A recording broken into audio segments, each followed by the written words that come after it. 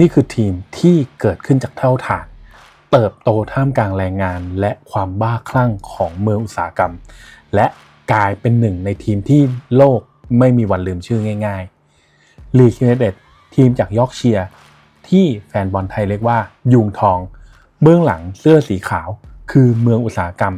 แรงงานและหัวใจที่ไม่เคยยอมแพ้นี่คือเรื่องราวของทีมที่ไม่ต้องมีแชมป์เยอะแต่มีศรัทธามากกว่าใคร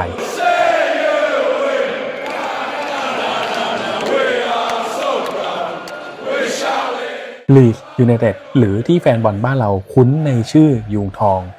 ไม่ได้เป็นแค่ทีมฟุตบอลธรรมดา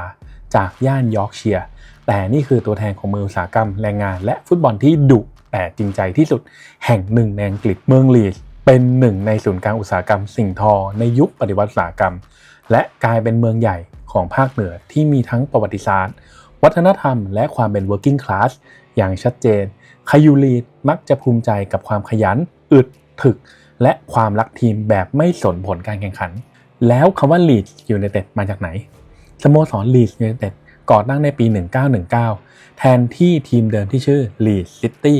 ที่โดนตัดสิทธิ์เพราะปัญหาด้านการเงินชื่อทีมก็ตรงตัวครับ United แห่ง Leeds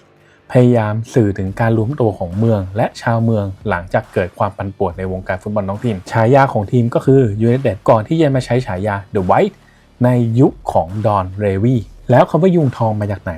ในอดีตนานมากแล้วนั้นลีดยูไนเต็ดเคยใช้โลโก้สโมสรเป็นรูปนกเขาแมวมาก่อนในช่วงต้นๆของสโมสรถัดมาในช่วงยุคฮูลิแกนและดิสโก้ก็มีการใช้โลโก้ LU เฉยๆซึ่งโลโก้นี้เราสามารถเห็นได้จากชุด Away ของลีดในฤดูกาล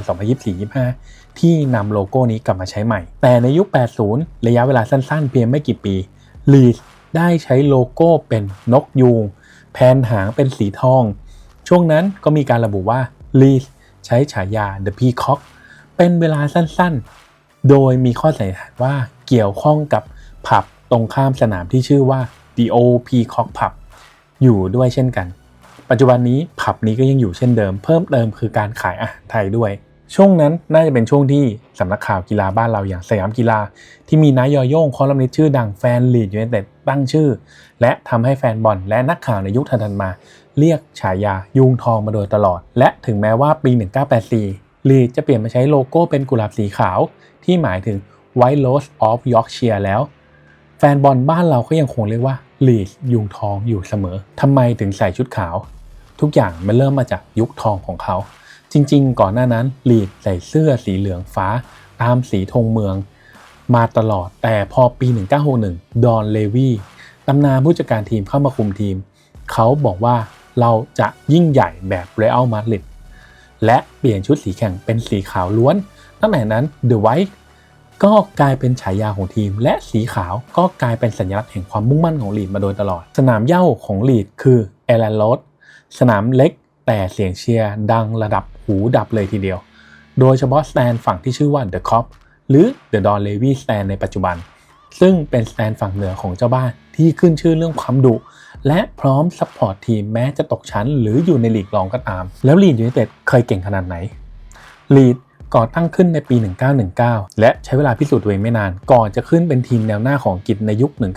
1960-1970 ภายใต้การคุมทีมของดอนเลวีลีดในยุค 60-70 คือทีมที่ไม่มีใครอยากเจอเกมลุกดุดันเกมลับหนักหน่วง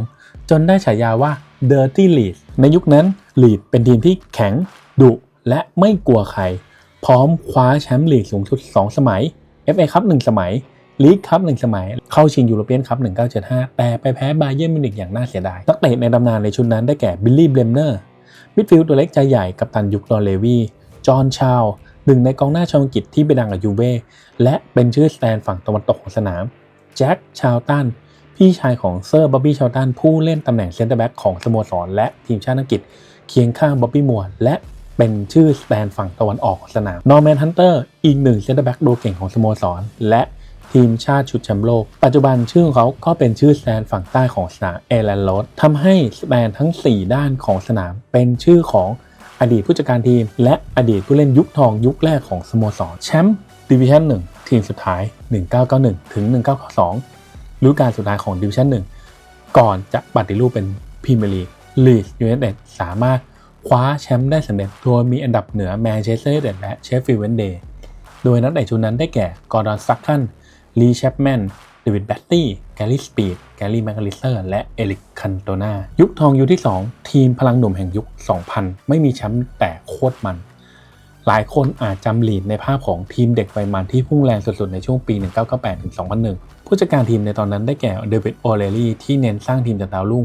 และเป็นทีมที่เชื่อว่าหลายๆคนแทบจะจำชื่อนักเตะในทีมนั้นได้ทั้งนั้นโดยมีแกนหลักอย่างอารันสมิธมาวิดูก้าไมเคิลบิชเชนและล็อบบี้คีน4คนในแผนกกองหน้าที่ทางทุ่มเทและเล่นได้อย่างถึงใจแล้วยังมีแฮร์รี่คิวเวลปีกซ้ายสุดจี๊ดที่เป็นซุปเปอร์สตาร์ของทีมแผงมิดฟิลด์เลือดเดือดอย่างลีโบเยอร์เอริกบัคเก้เดวิดแบตตี้โอลิเวียดาคูสตีเฟนแม็กเฟลและดาวรุ่งมาแรงอย่างเจมิลเนอร์กองหลังสุดแกร่งอย่างลิโอเฟอร์ดินานด์โจนาธานวูดเกตลูคัสลาเดเบเอียนฮาร์ดแดนนี่มิลแกลลี่เคนลีรวมไปถึงผู้รักษาประตูระดับทีมชาติอังกฤษอย่างเนเจอร์มาร์ตินและพอลโรบินสันลีดยุคนั้นทะลุถึงรอบรองของยูเอฟ่าแชมเปี้ยนลีกปี 2001 ชนะทีมดังเพียบก่อนจะพ่ายบาเลนเซียอย่างน่าเสียดายแต่ก็กลายเป็นขวัญใจของแฟนบอลทั่วโลกในฐานะทีมที่เล่นด้วยใจเกินร้อยแล้วลีดพังได้ยังไงลีดยุคนั้นลงทุนแบบใช้เงินในอนาคตหวังว่าจะติดท็อป4ทุกปีเพื่อเอารายได้มาโปะหนี้แต่เมื่อปีต่อมาพลาดตั๋ว UCL รายได้หายวิกฤตเริ่มต้นสโมสรต้องเริ่มขายสตาร์ออกเรื่อยๆจนหมดทีมสุดท้ายทีมตกชั้นในปี 2004 และไปไกลสุดถึงลีก1หรือดิวิชั่น 3เป็นครั้งแรกในประวัติศาสตร์เรียกว่าขึ้นสุดและล่วงต่ำสุดในเวลาแค่ไม่กี่ปี